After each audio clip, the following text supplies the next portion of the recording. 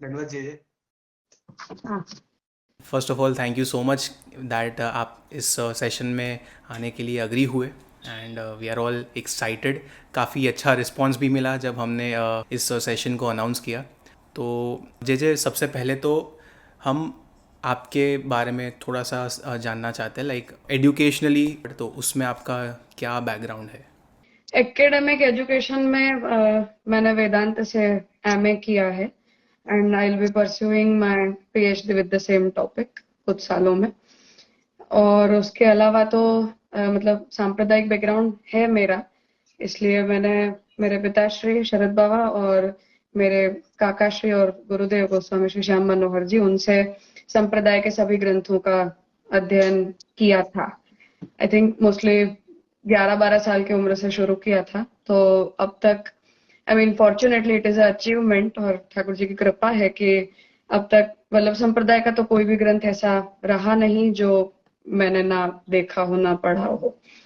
इसलिए संप्रदाय का अध्ययन किया और उसके साथ साथ अन्य भी जो संप्रदाय हैं, जो शास्त्र हैं, वेदांत आदि, उन सब का भी अध्ययन उन्हीं के मार्गदर्शन में रहकर किया है। और उसी दृष्टि से हमारा विद्यापीठ है काकाश्री द्वारा स्थापित, तो वहाँ हम जो वैष्णव हैं और अन्य भी जो वेदांत के जिज्ञासु लोग हैं, उन्हें वल्लभ संप्रदाय के बारे में भी और अन्य भी जो वेदांत शास्त्र हैं, ग्रंथ हैं, संप्रदाय, उनकी नॉलेज देते हैं। तो जे सबसे पहला हमारा सवाल यही है कि आज के समय में what is the relevance to study the history of our संप्रदाय?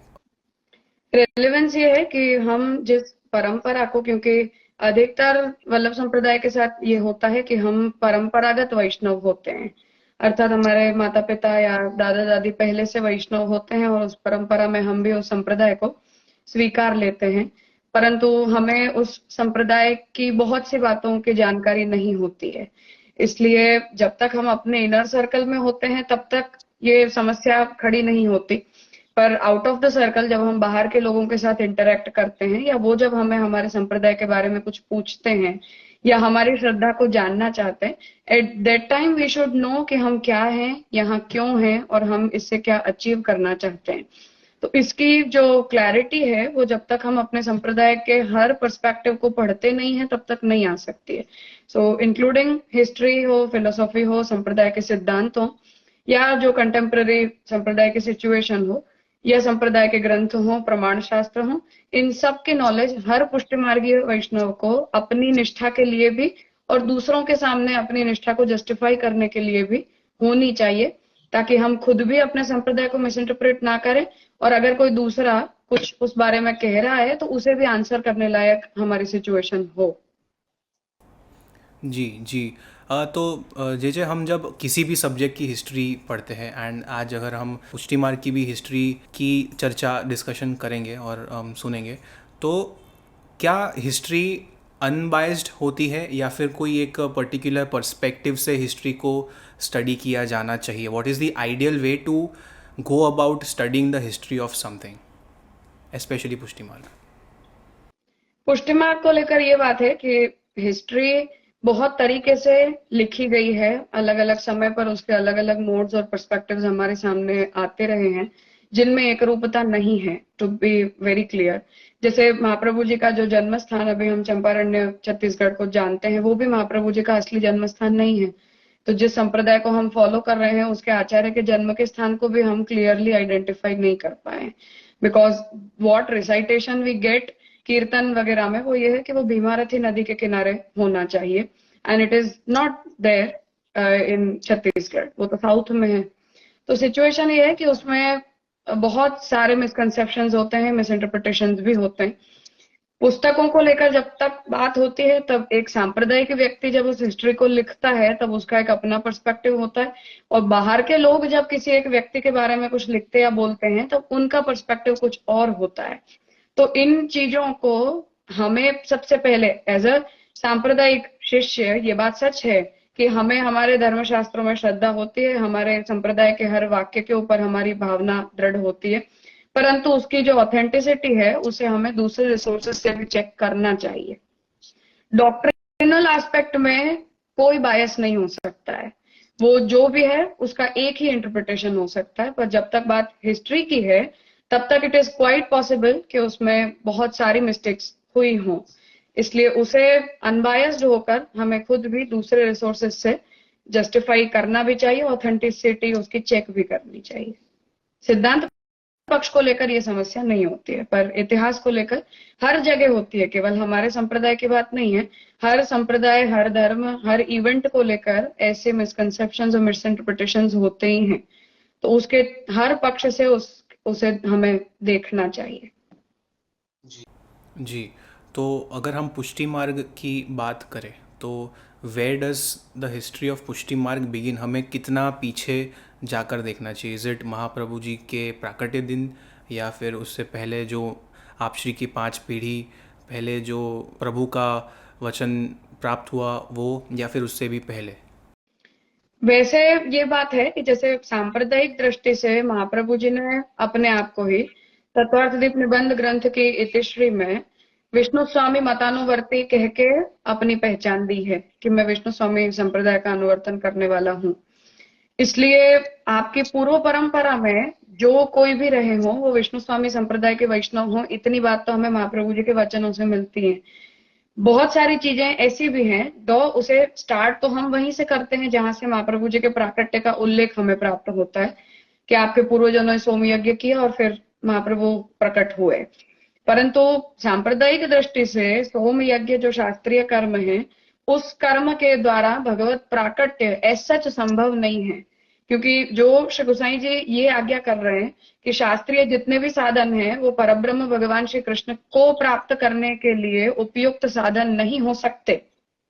उस गोसाई जी के ही पूर्व परंपरा में हम ये कहें कि भगवान का प्राकट्य सोम यज्ञ के अधीन है, तो ये महाप्रभु जी और गोसाई जी दोनों के ही वचनों से कॉन्ट्राडिक्ट होगा। पर ये बात सच है कि उन शास्त्रीय परंपराओं को सम्मान देने के लिए या उन शास्त्रीय ट्रेडिशंस को एज सच एक्सेप्ट करने के लिए प्रभु ऐसी लीलाओं को करते हैं कि जिससे उनकी ऑथेंटिसिटी कोई क्वेश्चन ना करे।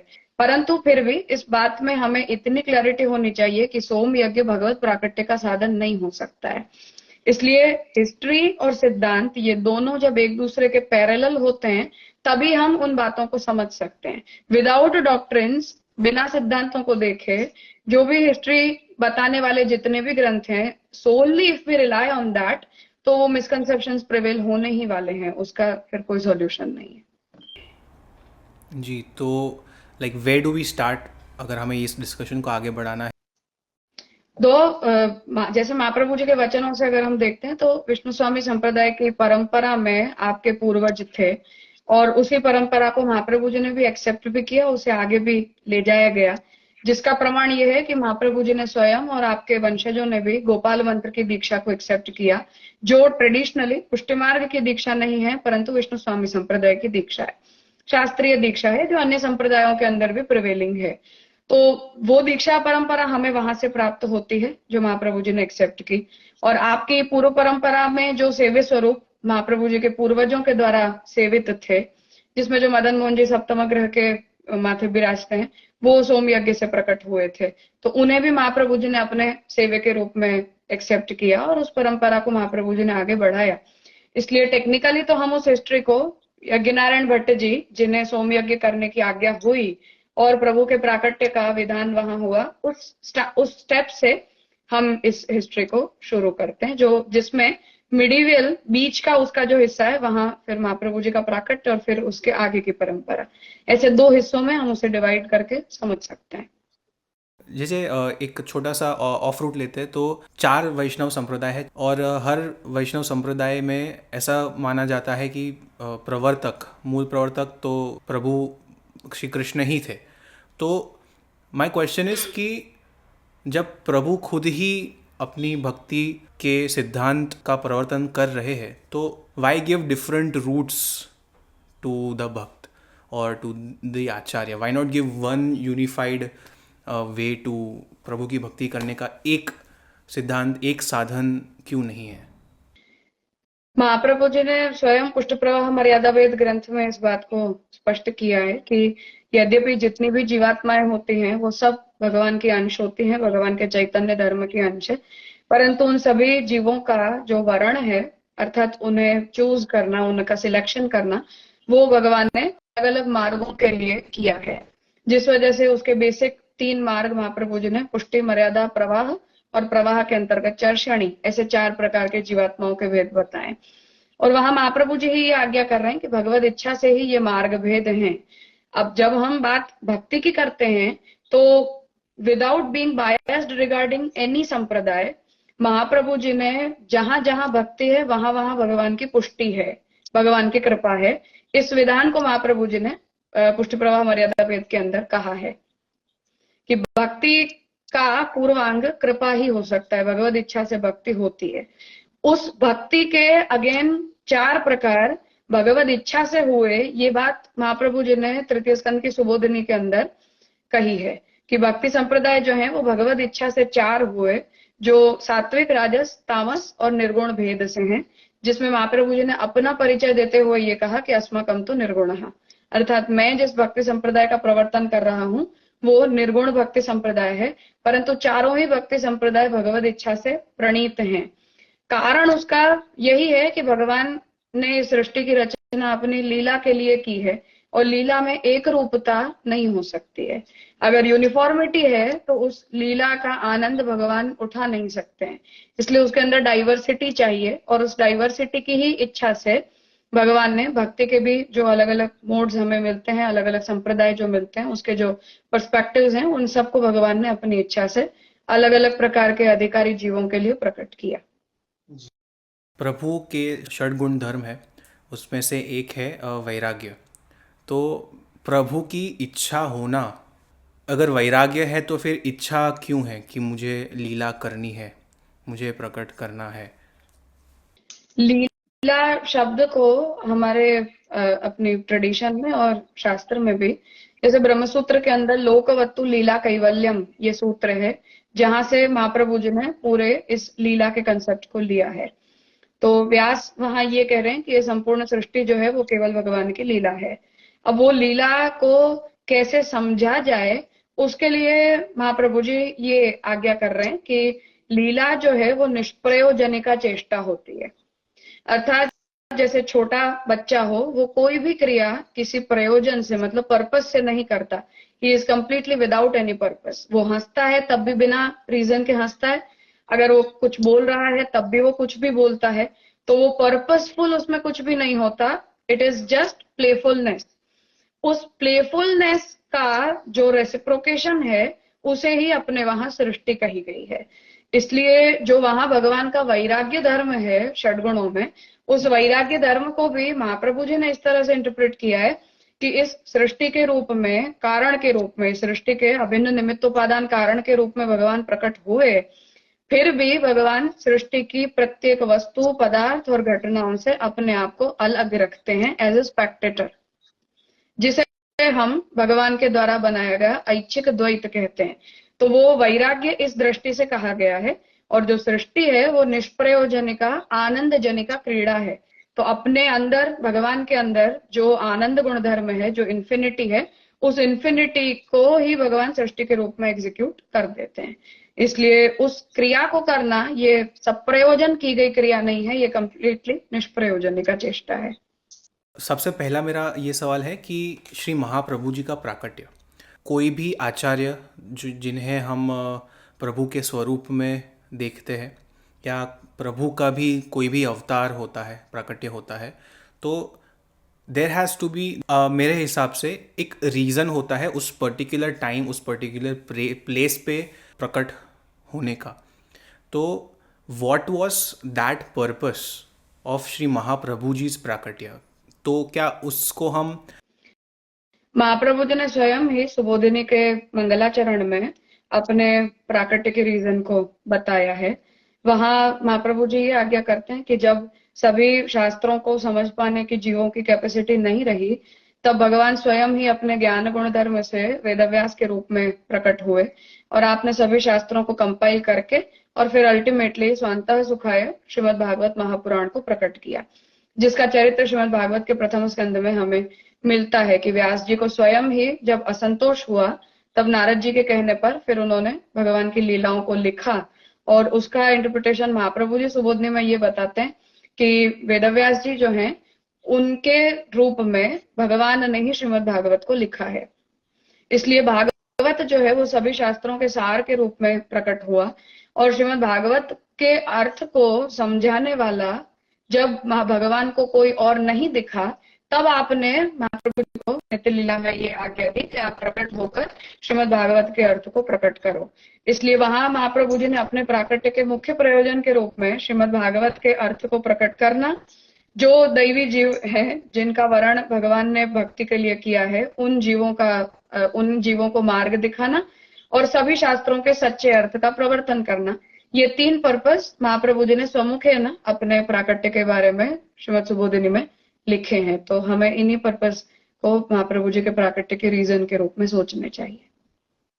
जैसे वेद व्यास जी ने श्रीमद् भागवत जी का क्रिएशन कब किया, और like what is the time difference between Shri Mahaprabhu ji prakatya and ये श्रीमद् भागवत जी का प्राकट्य?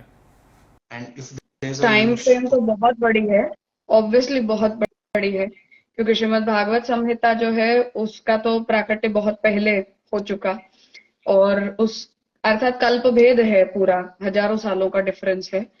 तो तात्पर्य यह है कि श्रीमद् भागवत जो है वो तो द्वापरांत में प्रकट हुई, और जो कलयुग है उसमें महाप्रभु जी का मध्यकाल में जाकर प्राकट्य हुआ है 550 वर्ष पूर्व।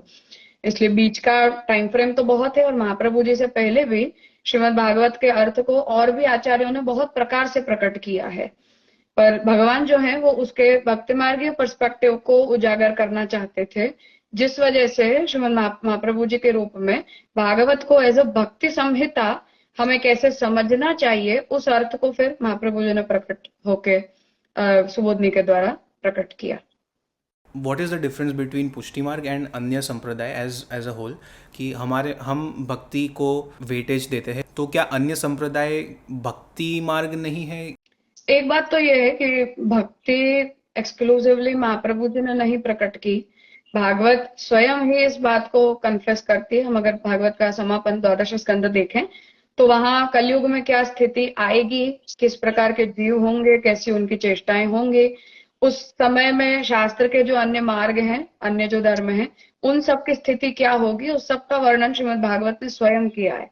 और प्रत्येक पुराण कलिकाल की स्थिति का वर्णन करते ही हैं, जो महाप्रभु जी ने भी फिर कृष्णाश्रय ग्रंथ के अंदर किया कि कलयुग ऐसा समय है कि जहां धर्म के जितने भी अंग हैं वो फॉलो करने लायक रह नहीं गए हैं। ऐसी स्थिति में भगवत भक्ति के अलावा हमारे पास और कोई विकल्प बचता नहीं है। दो महाप्रभु जी ने भक्ति को मजबूरी में चूज नहीं किया है। इट मीन्स क्योंकि अब हमारे पास कर्म, ज्ञान और भक्ति, इन तीनों में से कर्म मार्ग और ज्ञान मार्ग बच नहीं गए, इसलिए हमें भक्ति मार्ग चूज करना चाहिए, ऐसा महाप्रभु जी का ओपिनियन बिल्कुल भी नहीं है। In all the time, in each and every aspect and perspective, bhakti marg is always appreciable, even if it is Satyug, even if it is Treta और Dwapar, whatever the time frame is. इसलिए महाप्रभु जी ने तो भक्ति को हर समय में अप्रिशिएट किया है, परंतु कलयुग की एक्सक्लूसिवली युग धर्म ही उसका ऐसा है कि जिसमें अन्य कोई मार्ग का अनुसरण कोई जीव अपनी इच्छा से और रुचि से करना भी चाहे तब भी वो उसमें सक्सेसफुल नहीं हो पाएगा। करके महाप्रभु जी ने श्रीमद् भागवत से इस कंसेप्ट को लिया और भक्ति मार्ग का प्रवर्तन किया। अन्य संप्रदाय जो स्पेसिफिकली भक्ति संप्रदाय हैं, उन भक्ति संप्रदायों में भी भक्ति का नेचर हर संप्रदाय अलग अलग चुनता है, जिस वजह से महाप्रभु जी ने सात्विक, राजस, तामस और निर्गुण, ये 4 प्रकार की भक्ति है ऐसा अपने सम्मुखे न कहा है। इसलिए महाप्रभु जी अपनी भक्ति को निर्गुण, निरुपाधिक, निष्काम और अहेतुकी भक्ति के रूप में एस्टैब्लिश करना चाहते हैं, जिसमें मोक्ष की कामना, किसी भी प्रकार के लौकिक और पारलौकिक फलों की कामना अगर जीव के अंदर नहीं है और कृपा के द्वारा अपनी भक्ति को वो संचालित मानता है, उस स्थिति में वो भक्ति पुष्टि भक्ति हो सकती है।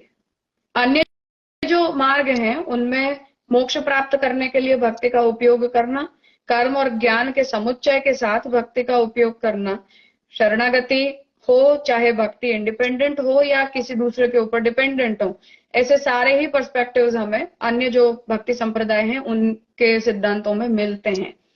पर महाप्रभु जी का जब तक ओपिनियन है तब तक वो भक्ति शुद्ध विशुद्ध होनी चाहिए, जिसमें अन्य किसी भी मार्ग का कॉम्बिनेशन एक्सेप्ट नहीं किया है, तो वो शुद्ध भक्ति होनी चाहिए।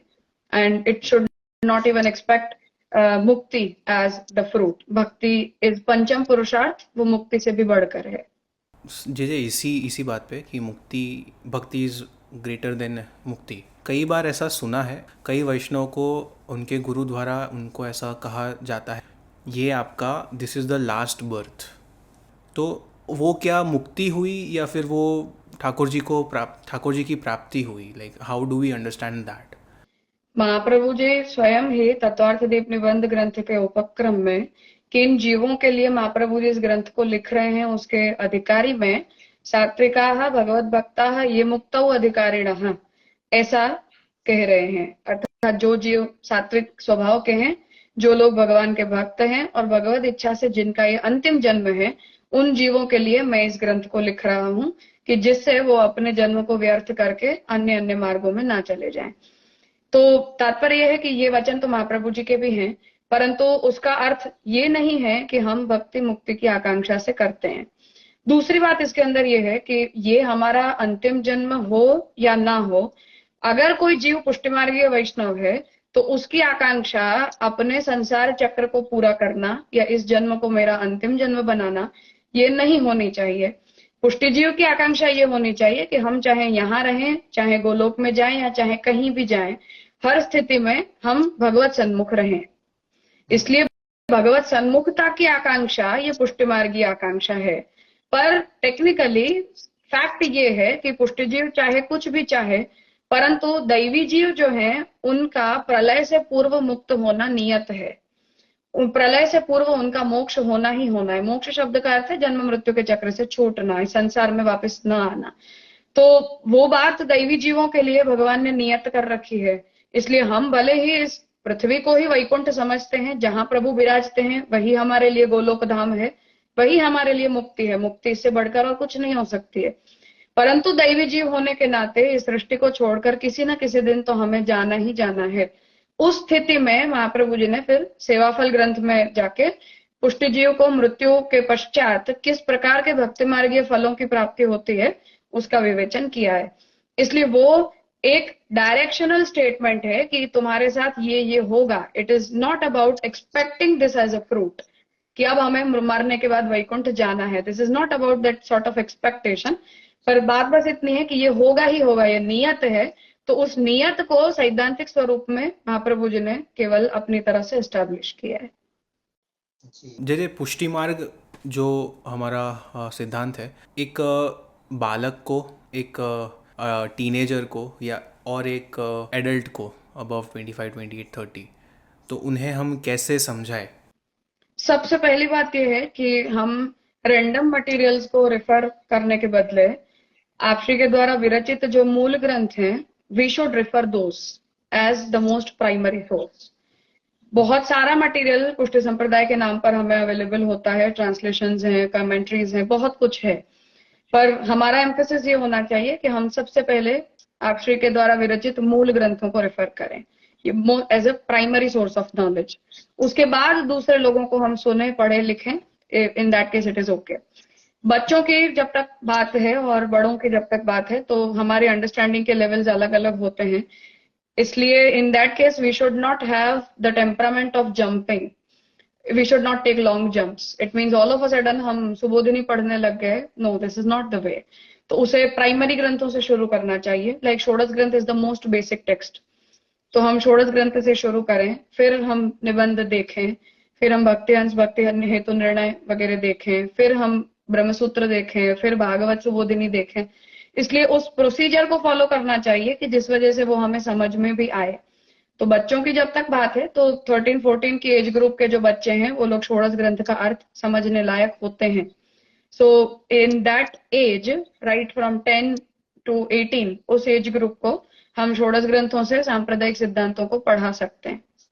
And after that, I mean, there is no sort of age criteria in this thing.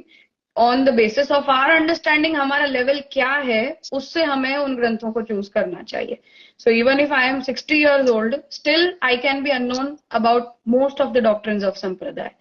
इसलिए उस एज ग्रुप में भी Shodash Granth should be considered as the most primary text. उसे सबसे पहले पढ़ना चाहिए, and after that we should go through other scriptures. We should not have the temperament of taking jumps over the treatises. ये ऐसा mood नहीं होना चाहिए. जी जी, यहाँ पे दो सवाल आ रहे हैं. सबसे पहला सवाल तो ये कि a lot of to be parents new parents, I am sure they must be excited to introduce this tradition, this seva to their next kin. तो how do they approach it? Approach उसका ये होना चाहिए कि first of all we should know who Krishna is. हम इस संप्रदाय को जिनके लिए फॉलो करते हैं, जिनकी भक्ति करने के लिए इस संप्रदाय में हम आए हैं, वो कृष्ण क्या है, कौन है, इसकी जानकारी हमें होनी चाहिए. इसलिए जो भी बच्चों के बहुत छोटी जो एज होती है, in that age we should make them familiar with Krishna however it is possible. The most basic way is कि श्रीमद् भागवत में भगवान के जो लीला चरित्र हैं, वहां से हमें भगवान के स्वरूप को समझाना शुरू करना चाहिए, कि जिससे कृष्ण का परिचय पहले तो व्यक्ति को हो, और फिर उस कृष्ण को प्राप्त करने के लिए महाप्रभु जी ने जिस मार्ग का प्रवर्तन किया है उसका हमें परिचय हो. तो जब तक हम कृष्ण को पूरा पूरा नहीं समझते और जानते, तब तक इस मार्ग के किसी भी सिद्धांत के अंदर हमारी निष्ठा डेवलप नहीं हो सकती, वो सेवा के अंदर भी नहीं हो सकती है. क्योंकि हम जिनकी सेवा कर रहे हैं, we don't know who he is और व्हाट हिज सिग्निफिकेंस इज. इसलिए श्रीमद् भागवत से कृष्ण का परिचय प्राप्त करके फिर सांप्रदायिक सिद्धांतों को इंट्रोड्यूस करना चाहिए. वैसे तो यमुनाष्टक का पाठ है, but how do we read to understand? पहले तो ये बात है कि खैर संस्कृत भाषा मोस्टली लोग समझते पढ़ नहीं पाते हैं, इसलिए वो लैंग्वेज बैरियर की वजह से we are not able to understand what Shodash granthas have to से, और हमें ट्रांसलेशंस के ऊपर डिपेंडेंट होना पड़ता है. इसलिए दो इट्स ओके जो भी सिचुएशन है उसमें. इसलिए पाठ हम करते हैं, ये बात सच है कि जब हम छोटे बच्चे होते हैं, जब तक उन ग्रंथों के अर्थों को समझ पाने की हमारी कैपेसिटी नहीं होती है, तब तक तो 4, 5, 6 साल के बच्चे जब से बोलना शुरू करें, तब से उन्हें पाठ करवाने चाहिए. उन्हें महाप्रभु जी की वाणी हमारे मुंह से निकलनी चाहिए, उस वाणी को कॉपी करना हमें आना चाहिए. तो in the most basic age हमें पाठ हम करते हैं, और जब हम समझने लायक हो जाएं, तब षोडश ग्रंथ का जो भी ट्रांसलेशन हमारे पास अवेलेबल हो, उस ट्रांसलेशन के ऊपर रिलाय करना चाहिए. क्योंकि महाप्रभु जी के वंशजों ने भी बाद में भी जाकर, आई मीन गोसाई जी की ही टीका 3 ग्रंथों के ऊपर हमें मिलती है, जो यमुनाष्टक, सिद्धांत मुक्तावली और नवरत्न, इन तीनों ग्रंथों पर हैं. फिर श्री गोसाई जी के जो 7 पुत्र हैं, उन्होंने भी षोडश ग्रंथों के ऊपर टीका लिखी है. और फिर आपके पौत्र मतलब कल्याण राय जी आदि, फिर हरि राय जी हैं, पुरुषोत्तम जी हैं, इन सब ने षोडश ग्रंथों के ऊपर टीका लिखी है, जो सब संस्कृत में है अगेन. इसलिए लैंग्वेज बैरियर की वजह से किसी भी टीका का अगर हमें इंग्लिश, गुजराती या हिंदी ट्रांसलेशन मिलता है, उसे हमें फॉलो करना चाहिए. And the most latter one is कि गोकुलनाथ जी की और पुरुषोत्तम जी की टीकाओं का गोस्वामी श्री नरसिम्हलाल जी के द्वारा किया हुआ ब्रजभाषा का अनुवाद हमें मिलता है. इसलिए हिंदी और गुजराती से भी पहले वो ब्रजभाषा का ट्रांसलेशन हमारे पास है. तो उसके ऊपर हमें रिलाय करके और षोडश ग्रंथों को समझने की कोशिश करनी चाहिए.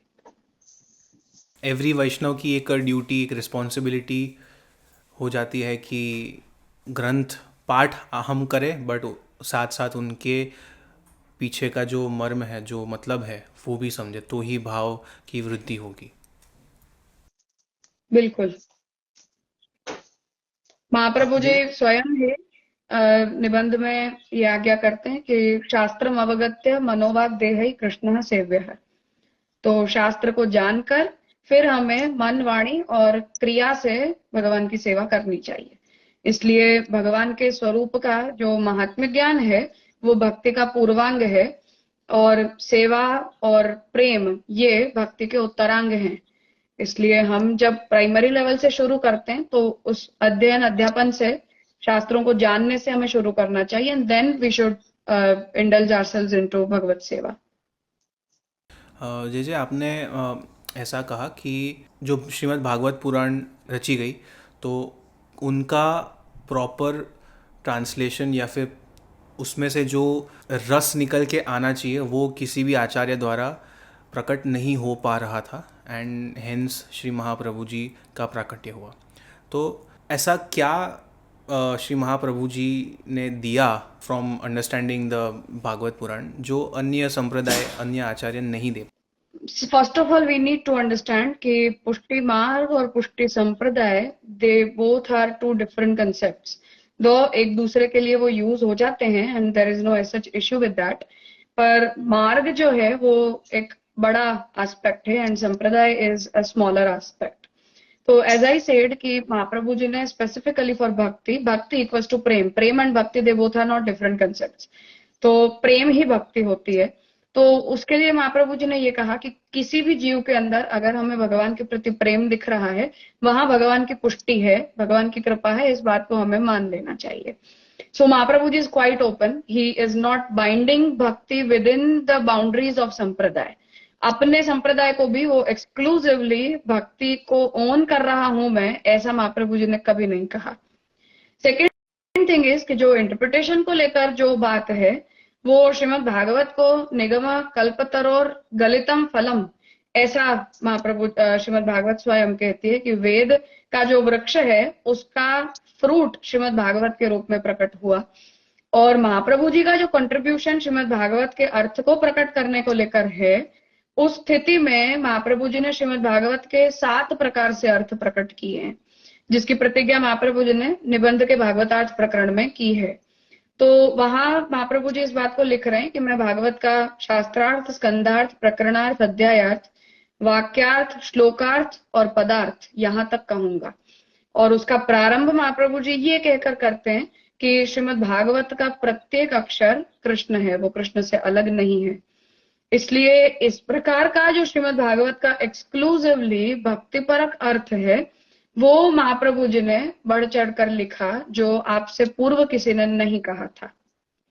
तो वहां महाप्रभु जी भागवत के शास्त्र के अर्थ को ही प्रारंभ करते हैं कि ये आनंद रूप हरि की लीला है श्रीमद् भागवत। इसलिए right from the whole crust of Shrimad Bhagavat till the meaning of each and every letter of Shrimad Bhagavat, Mahaprabhu ji उस डेप्थ तक जा रहे हैं श्रीमद् भागवत को एक्सप्लेन करने के लिए। Because for Mahaprabhu Bhagavat and Krishna they both are not different from each other, ये दोनों एक ही हैं। इसलिए इतनी डेप्थ से जो श्रीमद् भागवत का अर्थ प्रकट हुआ विथ ऑल द पर्सपेक्टिव्स, वो महाप्रभु के अतिरिक्त आपसे पूर्व किसी ने नहीं किया था। This is his contribution. जैसे वन बिग एस्पेक्ट ऑफ पुष्टि भक्ति इज हमारा जो स्वरूप सेवा का प्रकार है। अन्य मंदिरों में हम जाते हैं तो वहाँ पे भगवान की मूर्ति है, बट वो स्वरूप के साथ जो निकटता होनी चाहिए वो नहीं हो पा रही है। वो वननेस का जो फीलिंग है, जो जो प्रेम रस है, वो प्रकट नहीं होता है। तो पुष्टि मार्ग में जो स्वरूप सेवा है, what is the beauty of our स्वरूप सेवा का प्रकार, हमारी क्या खूबसूरती है, what is the differentiation factor? दो जो सेवा का जो कंसेप्ट है वो महाप्रभु जी का या हमारे संप्रदाय का कोई इनोवेटिव एस्पेक्ट नहीं है, क्योंकि जो वैष्णव आगम तंत्र है, जहाँ विष्णु के अर्चन और पूजन का प्रकार बताया जाता है, वहां से ये लिया गया है। The additional aspect what we have done, I mean what our tradition, what Mahaprabhu has done is कि तंत्र की पूजा और श्रीमद् भागवत में ब्रजभक्तों के द्वारा की गई भगवान की सेवा, इन दोनों ही कंसेप्ट को महाप्रभु जी ने क्लब किया है, जिससे पुष्टिमार्गीय सेवा का एक नया एस्पेक्ट निकल कर आया है। इसलिए हमारी जो सेवा है वो तंत्र की पूजा और भागवतीय सेवा रिलेशन है। So what Mahaprabhu meant was कि भगवान का पुष्टि पुरुषोत्तम के रूप में जो प्राकट्य है वो ब्रज में इसलिए है क्योंकि जो ब्रज भक्त हैं वो भगवान के ऐसे भक्त हैं जिन्हें भगवान के अलावा और कुछ नहीं चाहिए। और भगवान का भी प्रेम उन भक्तों के लिए ऐसा है कि उन जीवों की अधिकारिता, उन जीवों की किसी भी प्रकार की योग्यता, एलिजिबिलिटी, इन सब को कंसिडर किए बिना भगवान ने उन्हें अपने भक्तों के रूप में एक्सेप्ट कर लिया। इसलिए भगवान का पुष्टि स्वरूप से, आई मीन अहेतु की कृपा, ऐसी grace which is not considering anything at all, उस प्रकार की कृपा से भगवान का जो प्राकट्य है वो ब्रजभक्तों के लिए हुआ। और वो पुष्टि पुरुषोत्तम जो व्रजाधिप के रूप में विराजे, उनकी सेवा व्रजभक्तों ने जिस भाव से की, उस भाव से हम कृष्ण की सेवा अपने घर में करते हैं। इसलिए इस सेवा के कंसेप्ट को महाप्रभु जी ने श्रीमद् भागवत से लिया है। वहां की भावनाएं, वहां की भगवान की दिनचर्या, भगवान के प्रति उन्हीं भक्तों का भाव, उसी प्रकार की भगवान की लाइफस्टाइल, इन सब चीजों को हमने भगवान के उस व्रजाधिप स्वरूप से पुष्टि संप्रदाय में एक्सेप्ट किया। जो बात महाप्रभु जी चतुश्लोकी में सर्वदा सर्वभावेन भजनीयो व्रजाधिपः, यहाँ महाप्रभु जी ने व्रजाधिप शब्द से भगवान को बताया है। और वहां जितने भी टीकाकार हैं उन्होंने व्रजाधिप शब्द की व्याख्या इसी तरह से की है कि वो व्रजाधिप इसलिए हैं क्योंकि व्रज भक्तों के प्रति भगवान की जो कृपा है वो शुद्ध पुष्टि है, शुद्ध कृपा है, जिसमें उन जीवों के भी द्वारा किए गए किसी भी साधन को भगवान ने कंसिडर नहीं किया। तो उस नेचर की कृपा को महाप्रभु जी ने पुष्टि मार्ग में कंसिडर किया है। और हमें महाप्रभु जी ये आज्ञा करते हैं कि हमें अपने आप को भगवान का सेवक समझते हुए व्रजभक्तों के भाव से भगवान की सेवा करनी चाहिए, उनके भावों को हमें कॉपी करना चाहिए। तो वो कंसेप्ट अपने वहां स्वरूप सेवा के रूप में नंदराय जी यशोदा जी के घर में ठाकुर जी विराजते हैं और सब व्रजभक्त मिलकर भगवान की सेवा करते हैं। वहां से ये कंसेप्ट अपने यहाँ आया है। अभी एक दो दिन पहले ही कुछ मैं पढ़ रहा था, उसमें एक सवाल उठ के आया कि ठाकुर जी के जो सेव्य स्वरूप है उनमें क्या विशिष्टता है, जो like if Prabhu is in everything, Prabhu is the essence of everything, तो वो कोई भी अन्य स्वरूप, कोई भी अन्य पदार्थ के रूप में क्यों सेव्य नहीं है, क्यों ठाकुर जी के सेव्य स्वरूप की ही हम सेवा करते हैं। Though this needs a detailed explanation, क्योंकि ये पूरा कंसेप्ट महाप्रभु जी के जो साकार ब्रह्मवाद की फिलोसॉफी है वहां से डेवलप होता है। But within the crust what I want to say is कि महाप्रभु जी ये आज्ञा करते हैं कि भगवान तो ब्रह्मांड के प्रत्येक जड़ जीव सभी रूपों के रूप में प्रकट होते हैं। तो चाहे कोई जड़ पदार्थ हो, चाहे कोई जीव हो, कोई देवता हो, इस ब्रह्मांड में जो कुछ भी है वो सब कुछ कृष्ण खुद ही बनते हैं। परंतु जो जीव भगवान श्री कृष्ण से प्रेम करता है, उनके मूल स्वरूप को प्राप्त करना चाहता है, उन्हें भगवान के मूल स्वरूप की सेवा करनी चाहिए। आदि मूर्ति ही कृष्ण एवं सेव्य सायुज्य काम्यया, ये वचन महाप्रभु जी ने वहां कहा है। तो अन्य भी रूप भगवान के ही रूप हैं, परंतु उन सभी रूपों में भगवान अपनी अलग अलग शक्ति और अलग अलग गुणों से प्रकट होते हैं। तो जैसे हमने अभी देखा कि ऐश्वर्य, वीर, यश, श्री आदि भगवान के 6 गुण धर्म होते हैं।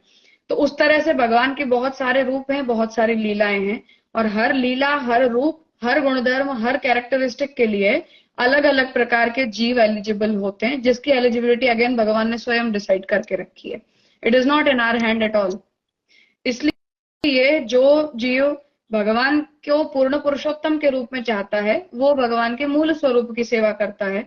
और जिन्हें भगवान के अन्य अन्य गुणों से, जैसे हमारे अंदर एज ए जीवात्मा, हमारे अंदर भगवान का केवल एक चैतन्य गुणधर्म होता है, चैतन्य एट्रीब्यूट होता है, उसके अलावा आनंद गुणधर्म हमारे अंदर नहीं होता है। So though we are a form of Bhagwan, but we are a finite form, we are not an infinite form. तो भगवान का जो मूल स्वरूप है वो आनंद रूप है, और हम जो है वो परिच्छिन्न है, काउंटेबल है, फाइनाइट फॉर्म है हमारा। इस डिफरेंस की वजह से जो मूल स्वरूप को चाहता है वो उसकी उपासना करे, उनकी भक्ति करे। और इन रूपों से जो भगवान के अन्य अन्य रूप हैं, उनमें जो नेग्लिजिबल गुणधर्म भगवान के अवेलेबल हैं, जो फाइनाइट एट्रीब्यूट्स भगवान के अवेलेबल हैं, उनसे अगर कोई सेटिस्फाइड होता है तो वो उन रूपों को भगवान के रूपों के रूप में समझे, तो भी उससे फिलोसॉफिकली हमें कोई आपत्ति नहीं है। But this is not the way you achieve Krishna. मूल रूप की प्राप्ति ऐसे फाइनाइट फॉर्म्स को वर्शिप करने से या उन्हें समझने से नहीं हो पाती है। जी, तो जे अगर कोई वैष्णव सेव्य स्वरूप की सेवा करते हैं तो इज़ दैट इनफ, या फिर उन्हें शास्त्र को, श्री महाप्रभु जी के वचनों को समझना चाहिए एंड तो ही भक्ति पूर्ण होगी?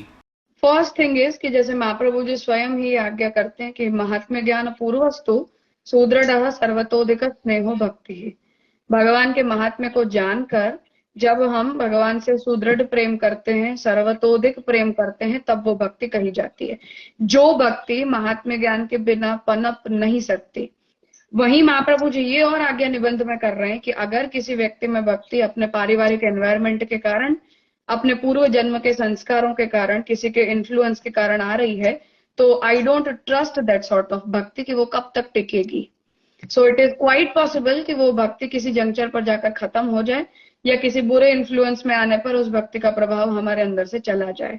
इसलिए उस भक्ति को दृढ़ करने का एकमात्र उपाय ये है कि वो शास्त्र ज्ञान से खड़ी हुई होनी चाहिए। इसलिए हम बचपन में जब छोटे होते हैं और हमारे माता पिता के कहे से हम सेवा भी करते हैं और संप्रदाय को हम एक्सेप्ट भी कर लेते हैं, ये एक अलग सच्चाई है।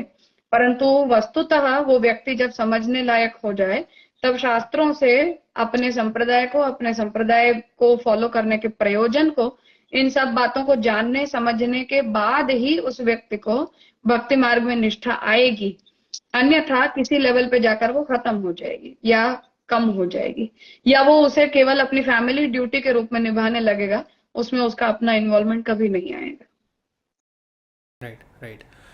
जैसे प्रभु के कई स्वरूप है, कई लालन की सेवा होती है, बालकृष्ण लाल जी की सेवा होती है, कहीं पर श्री गोवर्धन नाथ जी की सेवा हुई।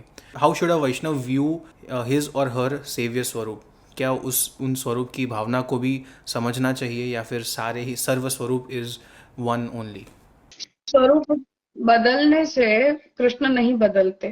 फर्स्ट थिंग, भगवान जो है वो राइट फ्रॉम द प्राकट्य टिल आपकी आसुर व्यामोह लीला पर्यंत, गोलोक धाम गमन पर्यंत कृष्ण तो एक ही रहते हैं। हम उन लीलाओं को अलग अलग समझते हैं। उसका कारण ये है कि भगवान अलग अलग पर्पस से उन लीलाओं को करते हैं, अलग अलग लोगों के लिए करते हैं।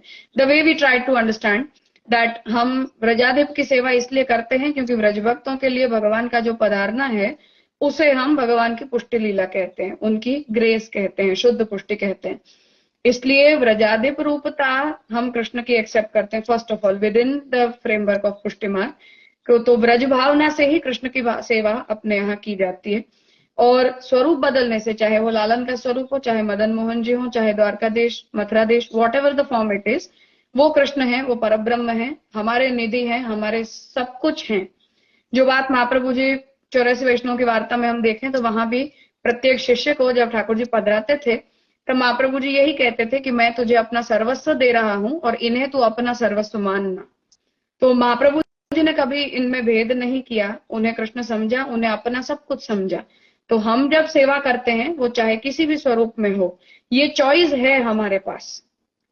श्री गोपीनाथ जी साधन दीपिका में सेवा की जो ऑर्डर बताते हैं, वहां श्री गोपीनाथ जी आज्ञा करते हैं कि दो हम फैमिली से ही सेवा इनहेरिट करते हैं, तब ये चॉइस हमारे पास नहीं बचती है कि हम किस प्रकार के स्वरूप की सेवा करना चाहते हैं। But other than that, in general, if he is a newcomer, in that case Gopinath ji ये आज्ञा करते हैं कि हर जीव को अपनी इच्छा से वो कृष्ण को जिस किसी स्वरूप में इमेजिन कर पाए, जिस किसी स्वरूप में उसे कृष्ण सुंदर लगे, उस प्रकार का स्वरूप चुनकर उसे फिर गुरु की आज्ञा से सेवा प्रारंभ करनी चाहिए। इसलिए स्वरूप को लेकर ये इंडिपेंडेंस भक्त को दिया जाता है कि तुम्हें कृष्ण किस रूप में अच्छा लगता है, वो जिस रूप में अच्छा लगे उस स्वरूप की सेवा वैष्णव को करनी चाहिए। आप अपनी तरफ से कुछ बताना चाहेंगे हमारे वैष्णव को? Can be anything, whatever message आप बताना चाहे। वैसे तो बहुत कुछ मैंने बोल दिया, everything was what I wanted to say, but the thing is कि the way Pushtimarg is living as of now, Pushtimargis are surviving and practising the path as of now is not satisfactory. Mahaprabhu इस संप्रदाय को जिस तरह से देखना चाहते हैं या देखना चाहते थे, वो चित्र समहाउ आज की स्थिति में हमने अपने ही दुराचरणों से बदल दिया है। इसलिए we should be faithful to our acharya. Mahaprabhu ji के प्रति हमारी निष्ठा बहुत क्लियर होनी चाहिए, निष्पक्ष होनी चाहिए। It should not be biased at all, it should not be affiliated with any sort of expectations at all. तो महाप्रभु जी जो कहते हैं, जो आज्ञा करना चाहते हैं, वो हमसे जो एक्सपेक्ट करना चाहते हैं वही हमारा कर्तव्य हो सकता है। मैं क्या चाहती हूँ, मुझे क्या कन्वीनियंट हो सकता है, मेरी लाइफस्टाइल को क्या सूट कर सकता है, ये सब सेकेंडरी एस्पेक्ट्स होते हैं।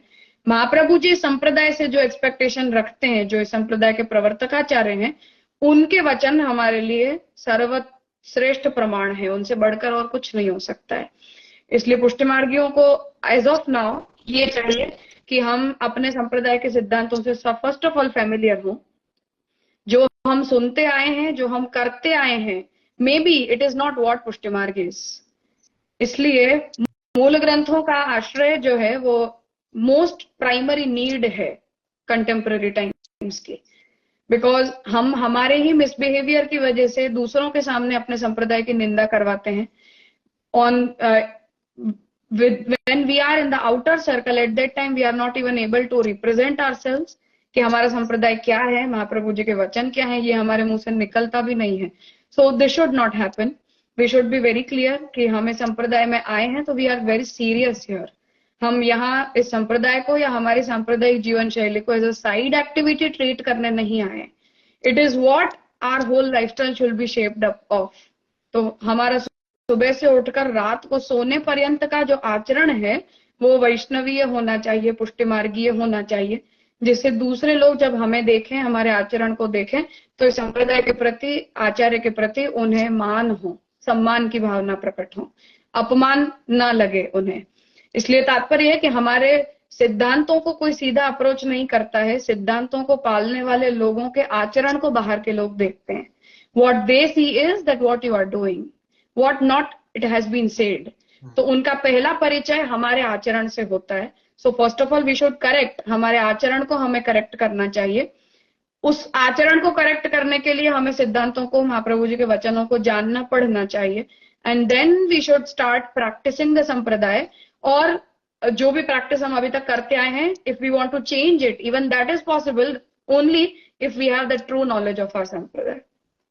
तो उन बातों को पुष्टिमार्गियों को करेक्ट करने की जरूरत है. If it is done, then Mahaprabhu ji के वचनों में मार्गोयम सर्व मार्गाणाम उत्तमः परिकीर्तितः, ऐसा महाप्रभु जी खुद कहते हैं कि इस मार्ग से उत्तम और कुछ नहीं हो सकता है जो तुम्हें कृष्ण दिलवा दे. इसलिए इन दैट केस हम जिस मार्ग में हैं उसके लिए हमें अपने आप को एलिजिबल बनाना चाहिए. और जो भी उसमें कमी है उन सबकी पूर्ति महाप्रभु जी के ही बताए हुए वचनों से, साधनों से हो जाती है. उसमें हमें अब अपनी बुद्धि यूज करने की कोई जरूरत बची नहीं है. इतना मटेरियल हमारे पास है. So we should use that, we should be emphasising upon that. तो जीजे, I am sure a lot of Vaishnavs who are listening to this session must have been inspired and वो स्टार्ट करना चाहेंगे to get to know more about our sampradaya and our siddhant and Shri Mahaprabhu ji की वचन क्या है. तो where does a Vaishnav start from, अगर वो बिगिनर ही है समझने के लिए? As a beginner I said that the first approach is Shodash Granth. Shodash Granth पढ़ो. It should be a part of our life. Shodash Granth को पढ़े बिना, देखे बिना एक पुष्टिमार्गीय वैष्णव का एक दिन भी बीतना नहीं चाहिए. सो विद दैट एम्फेसिस षोडश ग्रंथ हमें शुरू करने चाहिए. एंड दैट ग्रंथ itself will give you open up ways for you. उसके बाद फिर आगे जो भी हम करेंगे वो सब कुछ पुष्टिमार्गीय दृष्टि से प्रॉपर होगा. It is known as Vallabh Gita for us. The way Bhagavad Gita is important for a Hindu, same way Shodas Granth is Vallabh Gita. इसलिए उसे पढ़ लेना चाहिए. After that, it itself will guide you. Mahaprabhu ji guide करेंगे. We don't need to do anything else after that. जी. And one last thing जे कई वैष्णव को शायद ये इंस्पिरेशन भी मिलेगा to learn more. How does a Vaishnav approach, जो आप विद्यापीठ चलाते हैं, where do we get more information about it? Pushtimarg.net ये वेबसाइट है. And on play store we have our application Pushti Vidya, जहां हमारे संप्रदाय के जितने भी ग्रंथ हैं, even if they don't want to rely upon us and they want to learn it independently, even in that case जितने भी महाप्रभु जी के द्वारा विरचित ग्रंथ हैं उन सभी ग्रंथों को, मूल ग्रंथों को ट्रांसलेशंस के साथ we have published and they all are available as e books on Pushti Vidya application. तो वहां ई बुक्स में से उसे आप पढ़ भी सकते हो. And if you need any sort of help from my end, in that case, I am open for everyone. So you can approach me. कोई help चाहिए तो. महाप्रभु जी के वचन ही most resourceful, reliable option है. तो ग्रंथों को पढ़ो and फिर हमें जिसकी भी help लेनी हो, चाहे वैष्णव हो, हमारे दीक्षा गुरु हो, शिक्षा गुरु हो, जो भी हैं, उनकी help हम उन ग्रंथों को पढ़ने के लिए ले सकते हैं. विद्यापीठ के एक्टिविटीज को लेकर जब तक बात है तो you can download Pushti Vidya application from play store and all the informations are available there. जी, thank you so much for joining us and it was such a valuable time and बहुत बहुत आनंद आया. एंड एक बात इम्प्रिंट हो गई है in the mind कि नीड टू अंडरस्टैंड द शास्त्र मोर इन डेप्थ एंड ज़्यादा अध्ययन की ज़रूरत है हम सभी को. So with that being said, जय जय, अगर सवालों में कहीं पे भी कोई गलती हुई हो तो क्षमा उसके लिए, and thank you so much once again, धन्यवाद। No, there is no question of any mistake, but I'm happy कि हम ऐसे discussions के लिए अपने आप को open रखते हैं. तो we should keep our mind open. That's the only thing. सबको सुनते, पढ़ते, लिखने से ही हमारी समझ बढ़ती है. अपने आप को हम correct भी करते हैं. तो in that case, we should be open. और उस दृष्टि से अगर आज के सेशन से किसी को लाभ होता भी है तो हम सभी के ऊपर वो महाप्रभु जी की कृपा है, ऐसा ही हम मानेंगे. और आज का दिन भी है, महाप्रभु जी को ही भगवान ने ही प्रकट होकर सबसे पहली आज्ञा आज के दिन मध्य रात्रि को दी. तो इससे बढ़कर और अच्छा दिन क्या हो सकता है जिस दिन से हमें महाप्रभु जी में अपनी निष्ठा बढ़ाने की प्रेरणा मिले. So I am glad that I was able to speak something on this auspicious day. जय हो, थैंक यू सो मच, धन्यवाद. सो हमारे साथ अभी जुड़े थे परम पूज्य गोस्वामी श्री मैत्री बेटी जी, एंड आई होप कि इस सेशन से आपको कई सारी चीज़ें जानने मिली होगी, आपको कई सारी चीज़ें समझने मिली होगी. With every session that you attend with Pushtishangar, हमारा यही होप रहता है कि आपका और ठाकुर जी का रिलेशन जो है वो और गहरा हो, वो और डेप्थ में उतरे. And if there is any one takeaway from this entire session, it would be this: every Vaishnav should focus on studying our granth, जो महाप्रभु जी द्वारा रचित है, आप श्री के लाल जी द्वारा रचित है. So self study is very important to understand our siddhant and to get closer to our Prabhu in the way Shri Mahaprabhu ji wants us to, right. और यदि ये सेशन आपको हेल्पफुल लगा तो और सेशंस आप हमारे यूट्यूब चैनल की एक प्लेलिस्ट है पॉडकास्ट करके, तो उसमें जाके आप चेक कर सकते हैं. और अन्य और पुष्टि मार्गीय इन्फॉर्मेशन के लिए आप हमारी चैनल पुष्टिशंगार को सब्सक्राइब कर सकते हैं, और इंस्टाग्राम पे आप हमें @पुष्टिशंगार पर फॉलो कर सकते हैं. मेरा नाम है मेघ सोनी और मेरा पर्सनल इंस्टाग्राम अकाउंट है @मेघ सोनी, तो वहाँ पे जाके आप मुझे फॉलो कर सकते हैं, जहाँ पे मेरा अन्य काम भी आप देख सकते हैं. उसी के साथ जय श्री कृष्ण.